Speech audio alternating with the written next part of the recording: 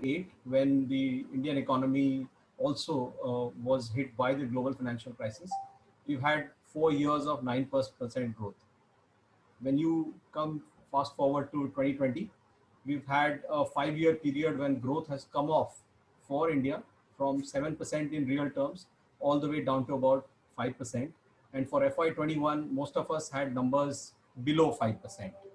So with that kind of a base, you would expect that the response that we'll have, the recovery that we'll have, will all be dictated by the current macro condition of the economy. So in 2008, you had bank credit that was growing at roughly 30%. It had grown at 30% for 3-4 years, and in 2020, the overall bank credit in the economy now, which has risen to about 100 trillion rupees, 100 lakh crores, was growing at 6%.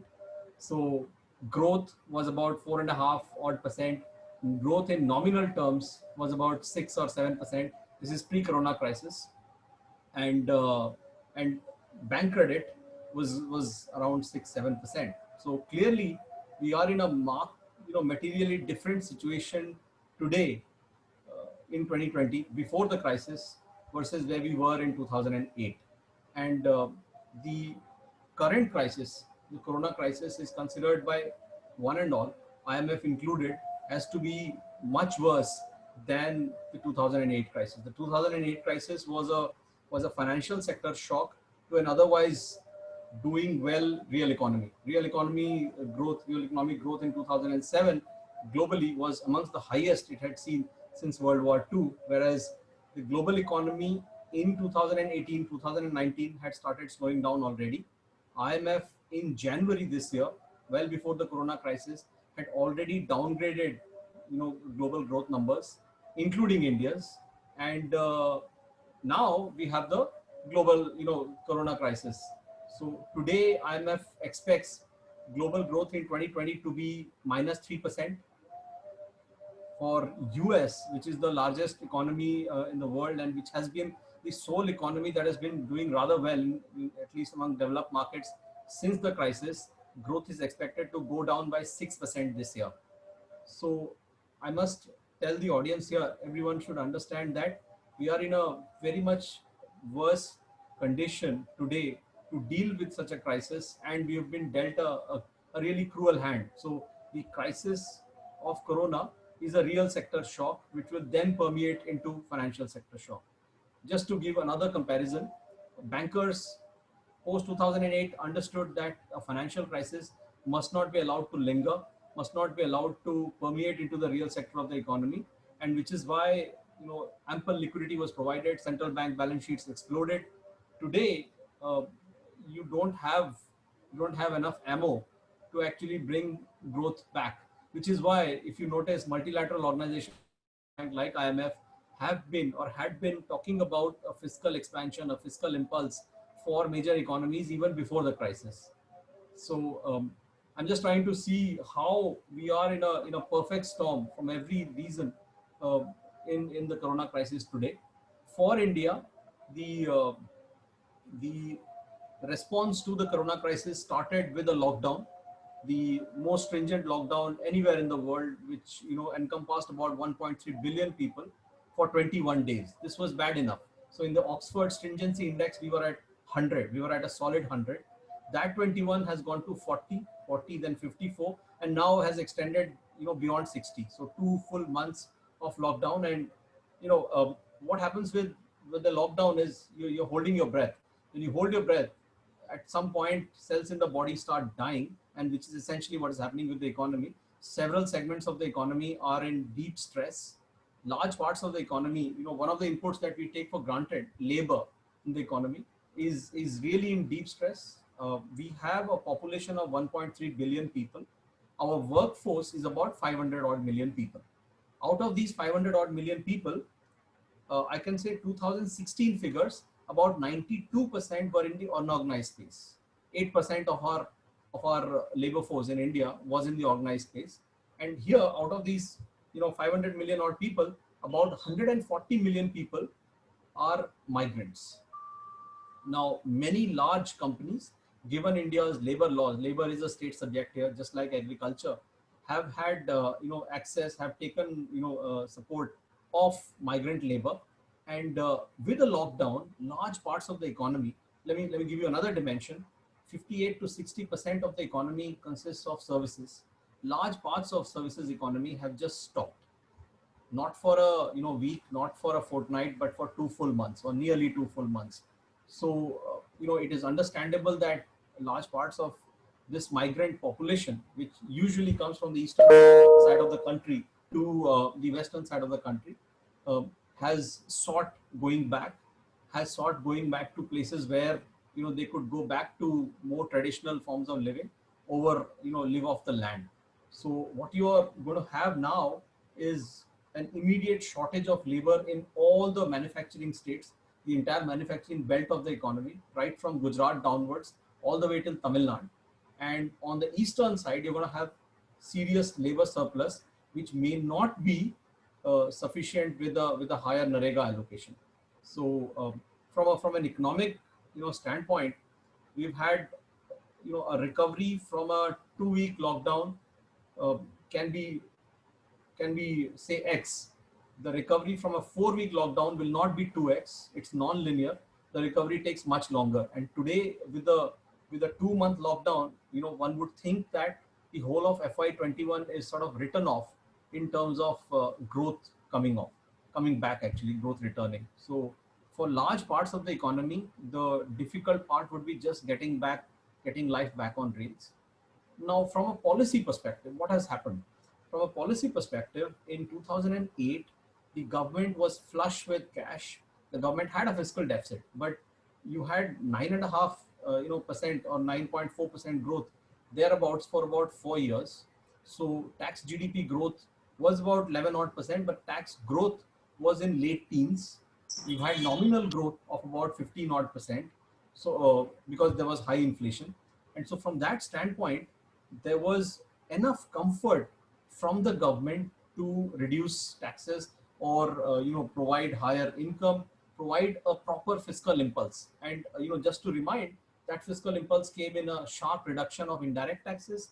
That fiscal impulse came in a sharp jump of 40 to 50% of incomes for the government enterprises, central, state, and public sector undertaking, courtesy the sixth pay commission. Compared to that, today the government is finding it really, really difficult to just meet fiscal guidelines of FRBM pre-crisis. So just to give you numbers, in FY20, the fiscal deficit came up at around 3.8%, which was 50 basis point higher, 50 basis points higher than what, and the FRBM, Fiscal Responsibility and Budget Management Act, would have kept for us. So there was an escape clause that the finance minister used.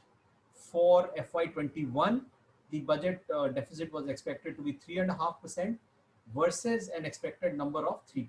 So the escape clause of 50 basis point was again used by the government. Again, this is pre-crisis. Today, with the way the economy has behaved, the tax numbers are falling off the charts. They're going down. GST collections are down.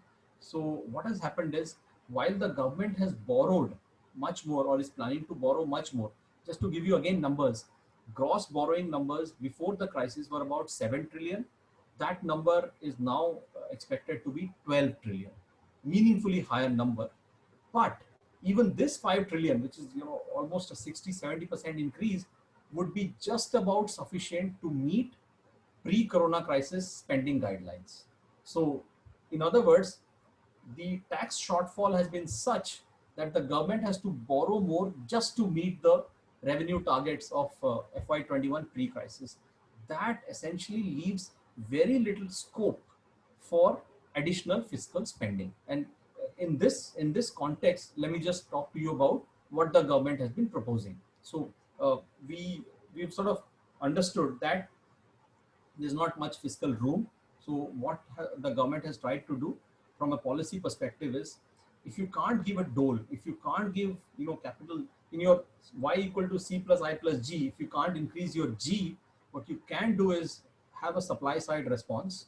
So large parts of the economy which will have very difficult, great difficulty meeting up with their debt obligations, with their, interest payment obligations, with their wage obligations, the government has made it easier for them to borrow. The government has tried to reach out to financial intermediaries like banks to then lend out to non-banking financial companies that would in turn lend to the rest of the economy. So this is a supply side response, much more than a demand side response that we saw in 2008. And we've already discussed why this has happened, because practically there's not much money in the kitty. So the some of the things that the government has done do support demand.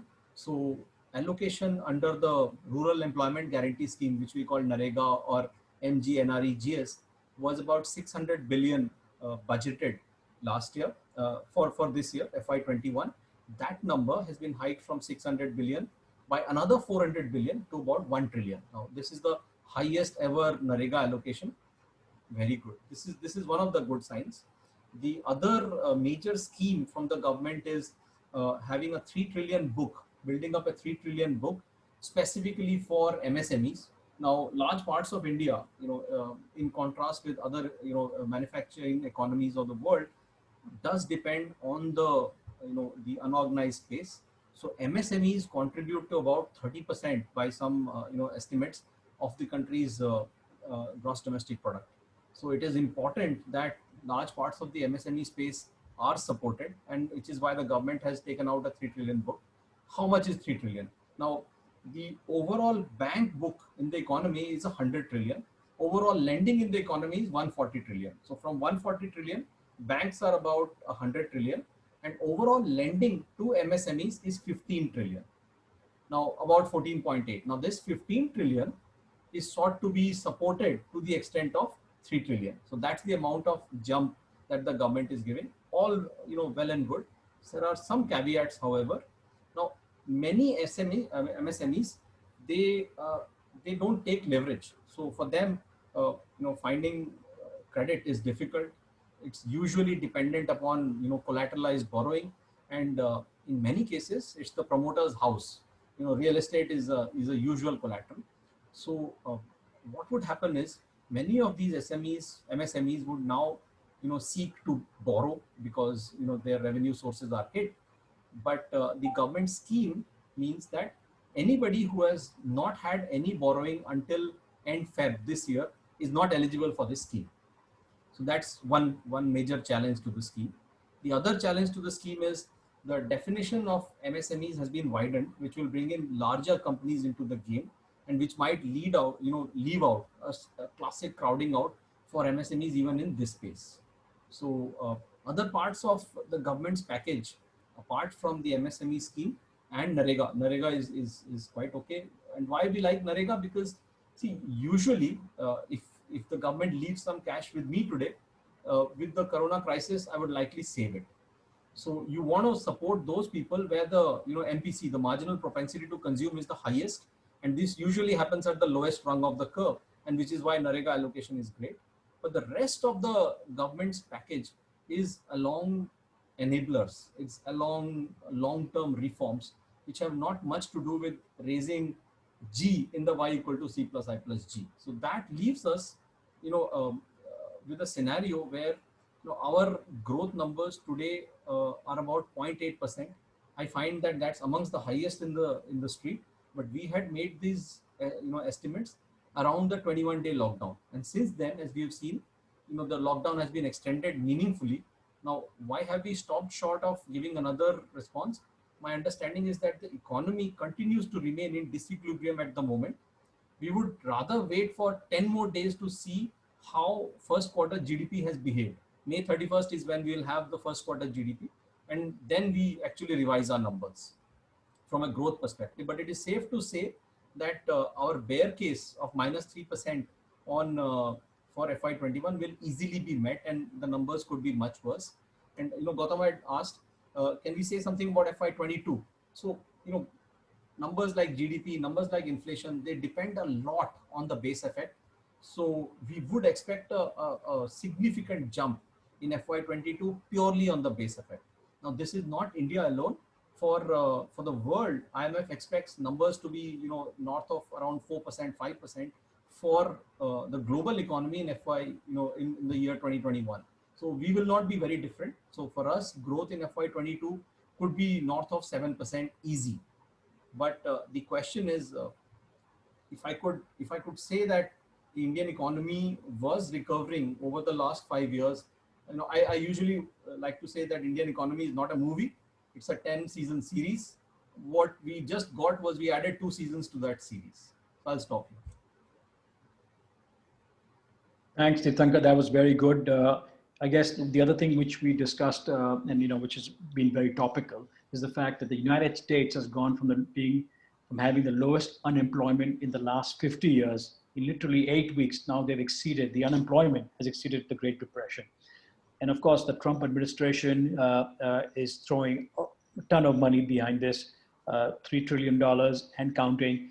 And the Federal Reserve's balance sheet has now exceeded $6.7 trillion. So I think there's some interesting things that the United States is doing, as is the UK, as is the EU. And more importantly, I think what really stands out from the American model is the fact that they're actually putting money in the hands of US citizens and permanent residents. What lessons do you think India can take and potentially implement in India? Of course, keeping aside for a minute the fiscal deficit constraints that we do have, but do you think the Indian government should ignore that for this specific situation, which is literally black swan event, and go the American way? Well, thanks, Gautam. So we must say that what affects us. What would happen if India actually reneges on its fiscal deficit numbers? So the only thing the first thing that happens to a small open economy that India is, even though we are nearly $3 trillion, we are still a small open economy, vis-a-vis the world, vis-a-vis the US, which is a large open economy, which has a reserve currency where they can actually print money and get away with it. So for India, one of the issues that we'll have is high inflation. Now, luckily, we don't have high inflation at the moment. When you suddenly increase your money supply, that overheats the economy. In the current circumstance, we are in no reason of overheat. No point of overheating at the moment. What else could hurt us? What could hurt us is that the additional money supply could play on the currency, and that's point two. And the third is on the rating. Well, let me come to the currency first. If you compare Indian rupee with most other emerging market currencies over the last 1 month, 1 month is actually appreciated, but over the last 3 months, over the last year to date, you will notice that the drop in the rupee is less versus major emerging market peers.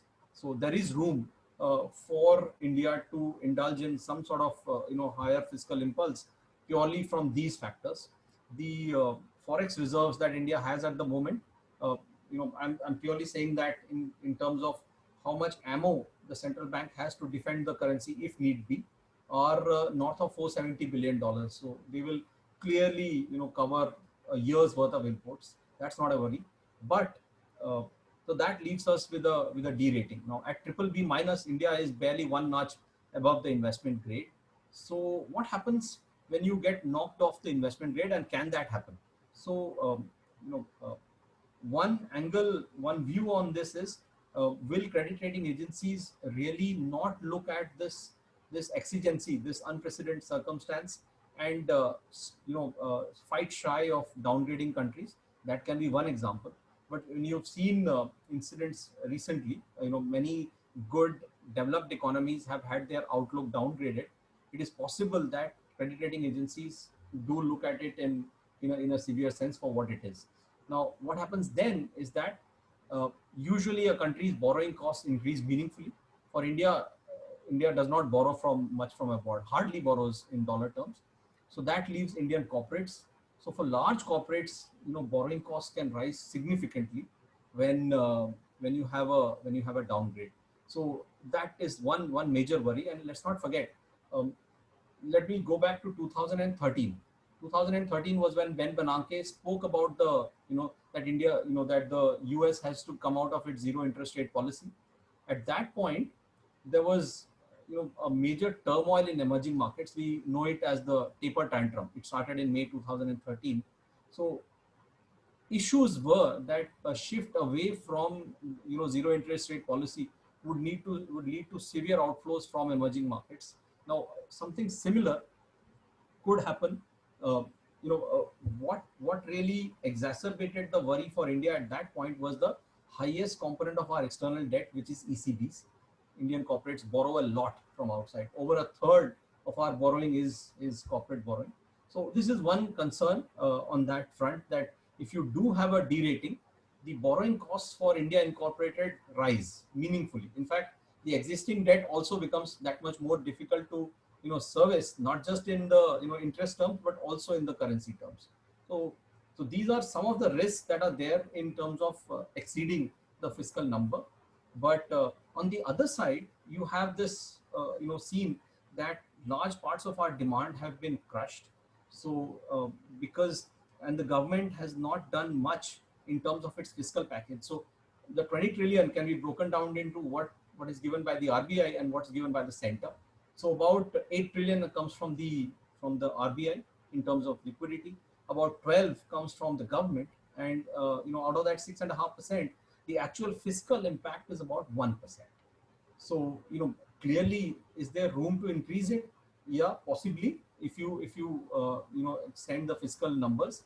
At the moment, what we have is that the finance minister, when asked about the fiscal number, she said it's too early, and there was no guidance on where the fiscal numbers would go. So these are, I'm just trying to juxtapose some of the worries on reaching the fiscal discipline that Gautam spoke about. And is there need for it? Clearly, there's need for it. There's no question about asking or expecting higher fiscal impulse at this point. I have just one final question before we open it up for Q&A, and that is to do with the 5 days of mini series that we had with respect to the FM, taking literally 5 days and keeping everybody until the last day the suspense that there would be a big bang bazooka stimulus package, which sort of ended up being a damn squib. Wanted your quick thoughts on that, and what do you think? She could have, or the PM and the PMO and all of them could have done better. Well, the we understand from the numbers that there was not much room to give a fiscal impulse without breaching some of the fiscal guidelines. In terms of the fiscal deficit, let me just refresh that again. So 3.5%, 3.8% last year, FY20, 3.5% this year, pre-corona, and already taking up the escape clause. So what the escape clause means is that for FY21, our expected fiscal deficit was no more than 3%. That number was expected to be 3.5% pre-budget, because the escape clause was taken, and it was told that we are in a low growth environment. We were in a low growth environment pre-corona. At the moment, you can imagine how bad the situation currently is. So the fiscal lines were fairly tough and fairly tight. And so one more way to look at it would be the government expected growth in FY21 to be around 7.5%. 7.5%. On that, nominal growth, this is real terms, nominal growth was expected to be 10%. And that's why the government said that tax numbers, the tax growth assumptions are valid and with 10% nominal growth. Today, growth expected would be lucky to reach 0%. Nominal growth would be lucky to reach 2.5%, 3%. There are estimates on the street which are looking at nominal growth of 0%. Now with that, you can imagine what happens to tax numbers. So this is the condition we were in. So what to do in such circumstances?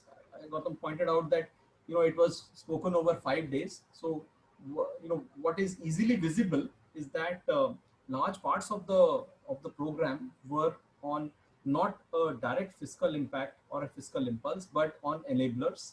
So there were a number of steps that were taken over the 5 days to sometimes programs that were discussed earlier but had difficulties, and and a number of steps with long-term implications were sort of put up. the only silver lining I can see, in this otherwise overcast firmament is that large parts of reform like labor, like agriculture, were pushed through in a hurry, in rather, quite a good speed, and all of them being state subjects. So agriculture, everybody knows that India needs, large, reforms in the agricultural space. Everybody understands that labor laws are very punitive in India, and for once, in the exigent circumstances that we find ourselves today, states were willing to go on board, and one has already seen labor laws being, eased for whatever reasons in Maharashtra, no, not in Maharashtra, in Karnataka, in Madhya Pradesh, in Gujarat. So states have started coming along towards these things. Long-winded answer, Gautam, but yeah, I think that's what the government was left to. It wasn't as long as 5 days though. So Yep. No, thanks so much. Parth, do you want to now open it up for Q&A? Sure. So if people have questions, please type them in the chat box, or if anyone wants to raise their hand, please feel free to.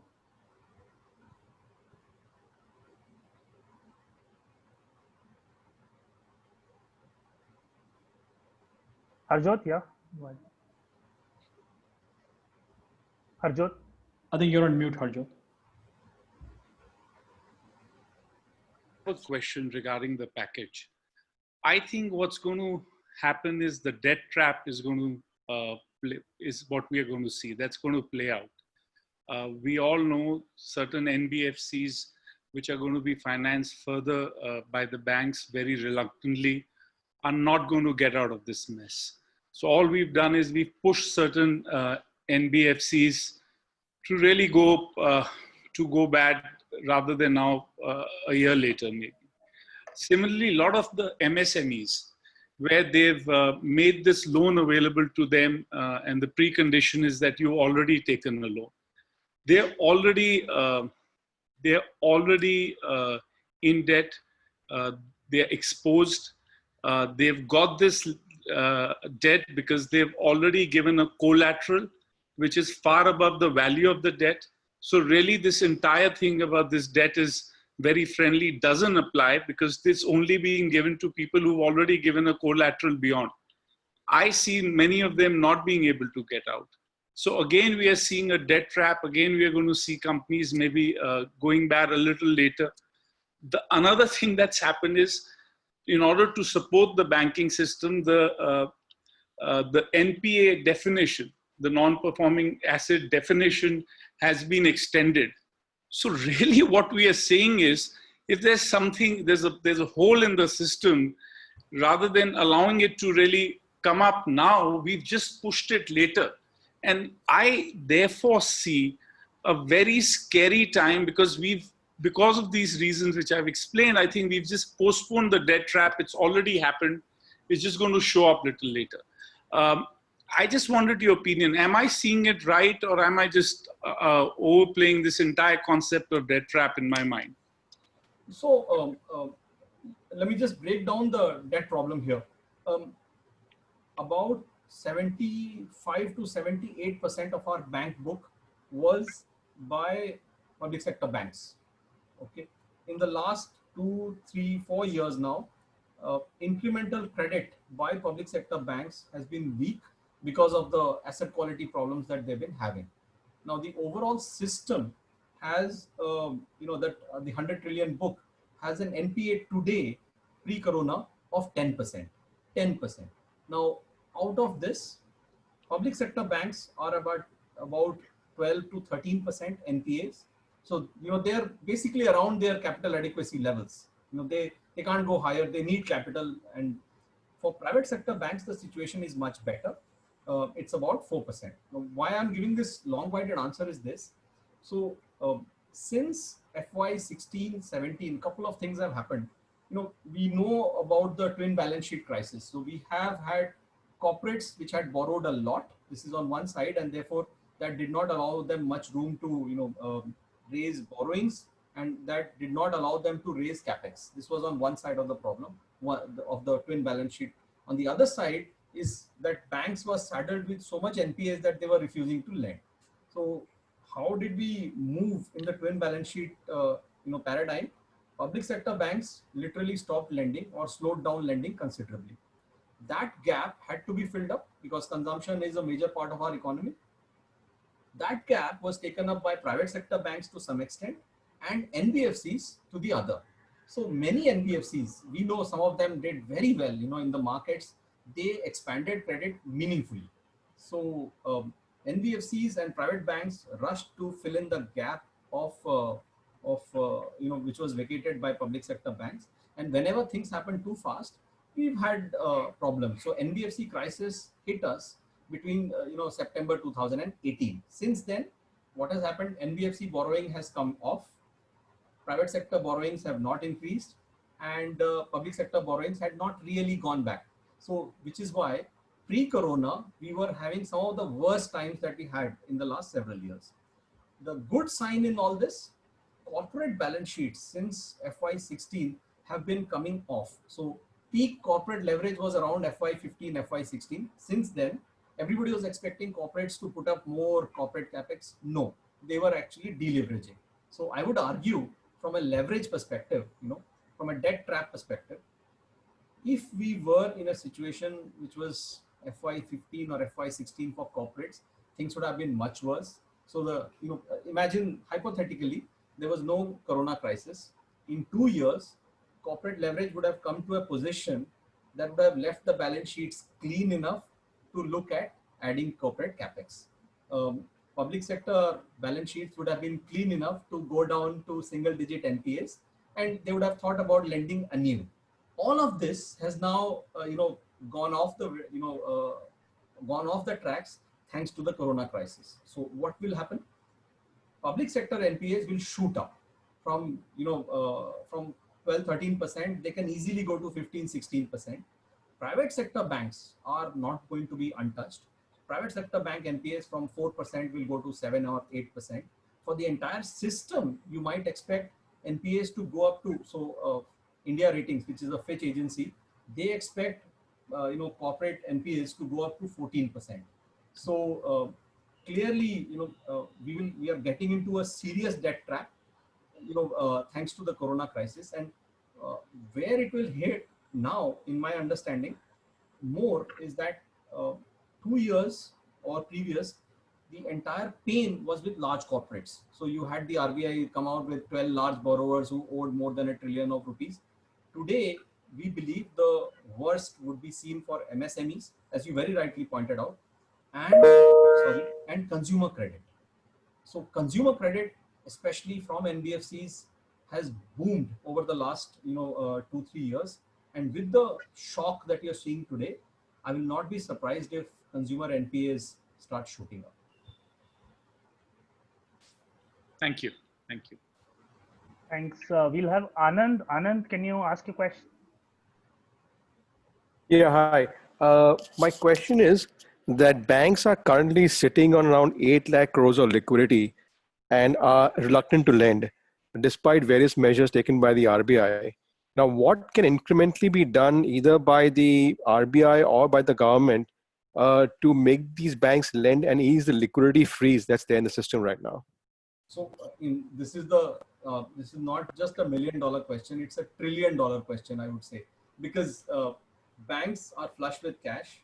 So with the TLTRO, the RBI said lend to NBFCs. With TLTRO2, with NBFC TLTRO, RBI told banks that if you lend to NBFCs, I'm going to give you money which is linked to the repo rate. That did not really work out, because for NBFCs, you have you have liquidity risk and you have credit risk for buying or lending out to any paper. So liquidity risk, the RBI took care of by saying that if you buy this paper, NBFC paper, you can have it HTM, held to maturity. You don't have to mark to market in the market, mark to market that paper. But credit risk perception is so bad, so high at this point that money is not moving from banks to NBFCs. The government took the next step, saying if you lend to NBFCs or if you lend to these MSMEs, I'm going to guarantee most of it. I'm going to guarantee with a 3 trillion book. For the rest, if your paper is investment grade, I have another 300 billion rupee, another package of 300 billion rupees. I have a 450 billion rupee, 45,000 crore package for, double A and below. So a lot of exhortations have been done by the government towards getting capital to move from banks all the way till the MSMEs via banks, NBFCs and MSMEs. It has not really happened purely because the perception of credit risk is far too high in the system. So Anand, to answer your question, it can only come off when this perception sort of goes down. I'll give you one silver lining here. Um, States in India are supposed to be sovereign. The ratings of states are supposed to be sovereign ratings. But right after, in the early days of the corona crisis in March, certain states had to borrow at more than 200 basis points over the sovereign. The typical spread is not more than 25 to 50 basis points. That spread has come off now. So, people do not think anymore that states will default. So one would believe that over the next 3 to 6 months, as the credit risk perception sort of comes down, that's when things will start flowing. All the gates have been opened. The capital has to flow, and I look at it in two forms.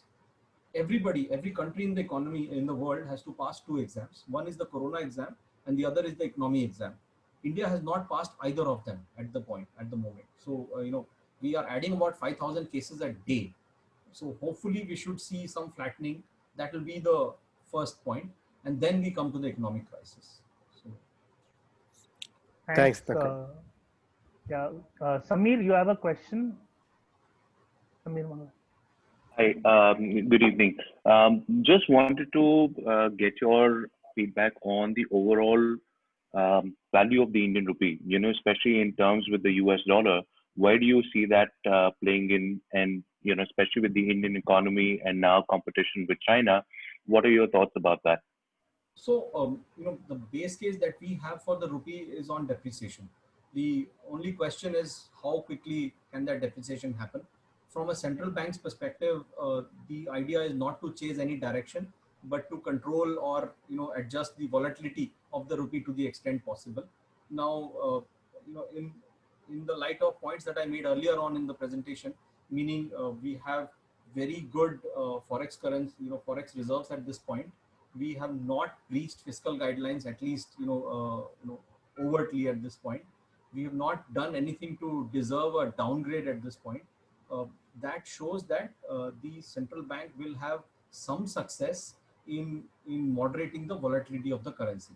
One other point that I made earlier was that if you compare India with emerging market peers, the vol on the rupee has been much lower than other currencies. Having said that, my firm belief, rather firm belief, is rupee is on its way lower. In terms of in terms of depreciation. It's a question of when, but I do not see high volatility in the currency. Thanks. Okay, Apratim, you have a question? Yeah, hi. My question is, as you have alluded to the fact that the problem is is a demand side problem. And that was the case before the crisis as well, because there was issues with the demand side in the economy. And the government over a period of time has been trying to solve this using supply side tools. So Tirthankar, I would want to know from you, like, do you think that this is the right kind of solution even under the circumstances that we have? Well, pre-corona, I was firmly in the belief that any demand side push by the government, unless it comes to the that segment of the economy which has very high MPC, must be resisted. So I was not in favor of giving a tax break to the middle class. Any changes in the personal income taxes, uh, any drop in even the corporate taxes last year, unless we saw a significant gain in capex, which has not really happened. So our worry was that while corporates are in the deleveraging phase, if you give them a tax break, that money is not going to be coming into investment, which you are expecting. So from my perspective, enablers on the supply side were okay despite the pain pre-corona. Today, my sense is more different, lot different from there. I believe that the 2 months of lockdown in the economy is likely to create problems so severe that for some segments of the economy, it might be going down to 91 levels. So poverty levels might go up in the economy. Large sections of the economy are in trouble. So from this perspective, exceeding the fiscal guidelines just a bit is not off the mark. So I'm firmly of the belief that incrementally, it's probably there is a case for having a demand side intervention. Even now, despite all that has been announced on the 20 trillion package, there is room for raising a demand side fiscal impulse. Even now, even 1 or 1.5% of GDP will not be amiss. Thank you. Jigar? Hi, Tirthankar, thank you for your, I guess, detailed view on the economy and the situation. Um, uh, since you are an economist and with this particular background, if you were advising, I think you gave some certain points about basically fiscal deficit, we can borrow more, etc. But if you were advising, if there were 2 or 3 things which you would advise the government in terms of changing or basically providing, what would that be that you think can provide absolute boost to the economy and probably give us a jump start over our neighbors, right? Because there's this talk about the fact that, US will move industries out of China, but they are not coming to India. So what else would you do other than what we are talking about in terms of labor and agriculture to get those companies here and probably boost our economy? I think that's a very fair question. I mean, so part of the question, Jigar, you answered. So, in the short term, in the very near term, what is our major problem? Our biggest input to the economy is labor. Economists learn land, labor, and capital. Capital is being made available.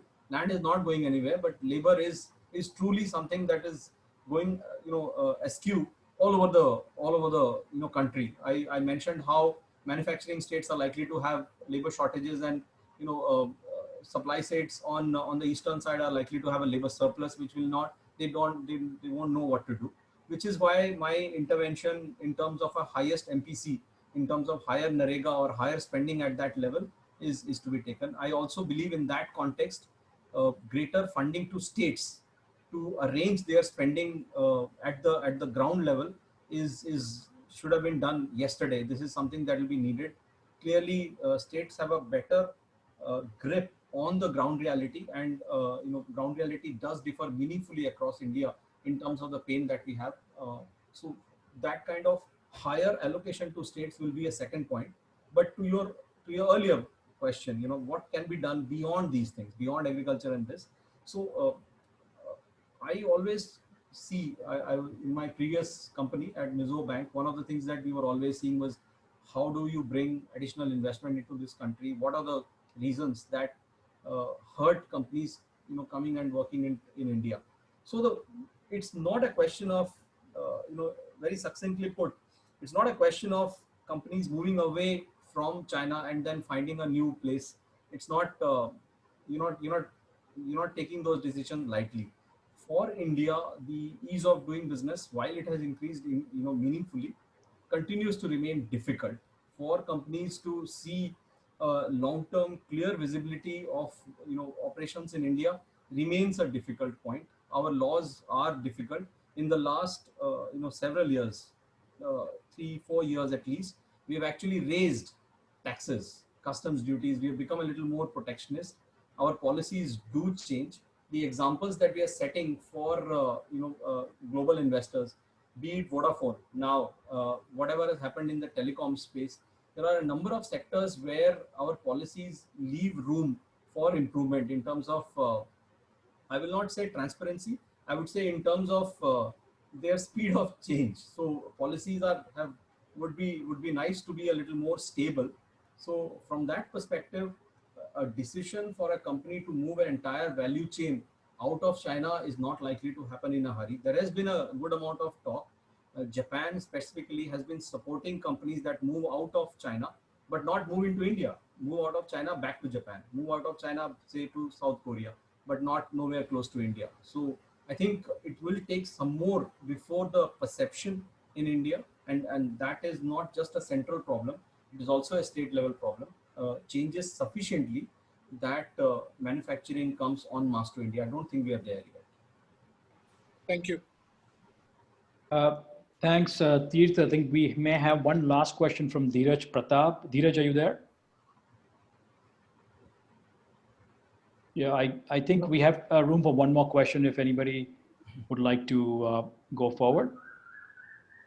There is a question from Avikal. Yeah, Avikal, please go ahead. Yeah.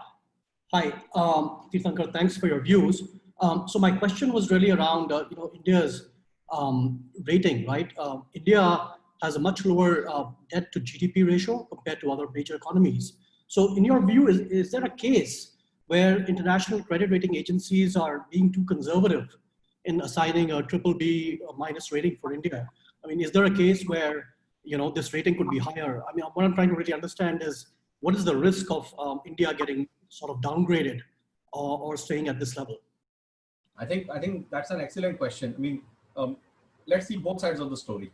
So if you look at BBB minus countries in the world, which country do you think has the highest GDP across BBB minus countries in the world? It's India. Which country has the which country is the second largest economy after India, which is BBB minus? It's Italy. India's GDP is 50% larger than Italy's GDP. So why is it that it is such a big deal for us to be kept at BBB minus? And your point about debt GDP was also, it's a case in point. For large developed economies, public debt GDP is over 100%. For us, the public debt GDP is around 70%. So why is it that India is not really upgraded? It's a very fair point. So let me try and give you the reasoning that comes from credit rating agencies. What they say is that for BBB minus economies, large BBB minus economies, the per capita income in India is amongst the lowest. So while Italy is 50%, it's much lower, 30% lower than India in size. Italy's per capita income is $40,000. India is $2,000 or $3,000. So there is a huge difference. So one reason they say that why India is still low is that the wealth in India, per capita wealth in India is still meaningfully small. It's the per capita income. They say the per capita income. This is one reasoning. The other reasoning they give is that amongst the emerging markets that have BBB minus, comparable economies, not developed markets, India's debt GDP is amongst the highest. So for China, the debt GDP, public debt GDP is around 35-40 odd percent, comparable. So comparing. So what they say for India is, as India's per capita incomes move up, say India was not at $3,000 but about $5,000. At that point, there is no reason for a BBB minus rating for India. I'm just trying to give you both sides of the story. And if you ask me, there is every reason for India to have been upgraded. Moody's did partially in, I think, October 2018. And, but today, in the current scheme of things, there is no case for an upgrade. Obviously, there's no case for an upgrade. And these arguments about per capita income are not something that credit rating agencies are likely to move away from. So there are many small economies that are much smaller, fifth of India's size, but have higher credit rating. In fact, one other reason, most of India's debt is local. So India does not have the kind of forex risk that many countries sort of carry, and they have higher ratings than India. But I just leave the facts to you. Yeah. Right. Thanks. That was very super helpful. I think we have time for one last question. That's from Avnish Mehta, but this will have to be the last one. Avnish, please go ahead. Sure. Hi, Tirthankar. So my query is regarding the impact on globalization. And, of course, with the supply chain impact of COVID-19, so will there be, people moving, companies moving towards more local manufacturing and, keeping their every, the partners nearby rather than, spread across the globe? So, my understanding on this matter is global value chains are built in terms of very very strong economic reasoning. So it doesn't matter if a country is not a democracy. It doesn't matter if it doesn't measure up well in terms of Amnesty International's transparency index, or it doesn't matter if a country provides uh, cheap inputs, if of any kind, raw materials, labor, technology, then global value chains start moving there. And if the country can provide them at volume, then so you have large parts of oil in the country coming out of countries which are hardly democracies. You have large parts of manufacturing in the world that coming out of a country which is hardly a democracy. So uh, just because we have crisis like this will not lead to a sharp change in global value chains, is my humble opinion. I believe that this change will be taken in more seriousness depending on the extent of the crisis. What do I mean by that? So if we are out of the crisis in the next 3 months, hypothetically, then I do not see large value chains shifting unless they are being strategically pushed by their governments. So there is this entire, the let's not forget, from February 2018, we had the Sino-US trade war. Now, I've never seen the trade war as merely a tax angle or a transparency angle. I see it as a great power struggle, a Thucydides trap, we call it in strategy. So this is not something that was likely to be pushed out in a hurry. So unless companies are pushed by their governments to take away their value chains, I do not see much change happening. On the other hand, if the crisis remains with us for another year, now that would have a much more permanent change. So what I'm trying to say is, at this point, we are in a very bad situation, but not long enough to have a lasting impact on value chains really shifting out of the country. And let's not forget, China has rebounded meaningfully. Of course, they've had a surge now, and they have again put about 100 million people under lockdown, but their manufacturing is back. So the numbers are about 80-85%. How many countries in the world can say for that? And this is a very strong argument against value chains really moving out from this point. Just one thing there. So because of the unemployment rise in many economies, right, wouldn't that impact on this side? I mean, there will be pressure from the population for policy change by their governments. Yes. So what will happen is that governments' behavior would be much more protectionist. We've seen that in the last, even before the crisis, countries were moving inward, led by the US. I mean, they were moving a lot more inward. Even now, some things will happen. So, you will see protectionist noises coming up. But as we call it, the revealed comparative advantage of countries, it does not shift meaningfully. Just because you have a labor supply doesn't mean that the labor supply is skilled enough to really take up a job that is done done outside. For instance, if you're building a component outside, for your car, you're getting it imported. Just because you have capacity here may not provide the same kind of quality, or may not provide the same kind of economics that currently makes it come from outside. So my point is, there will be protectionist pressure. There's no reason about no arguing against that, but it's not bad enough that governments will force companies to do it. Okay, thank you. Gautam, you're on mute. Tirthankar, thank you so much for spending the afternoon with us and enlightening us. I just hope that India comes back, maybe not as swiftly as China did, but fast enough, because there was a lot of revenge buying that came through in China. And I hope some of that revenge buying comes back in India, and not limiting it only to consumer goods, but also to a great extent in real estate, is what we witnessed in China over the past few weeks.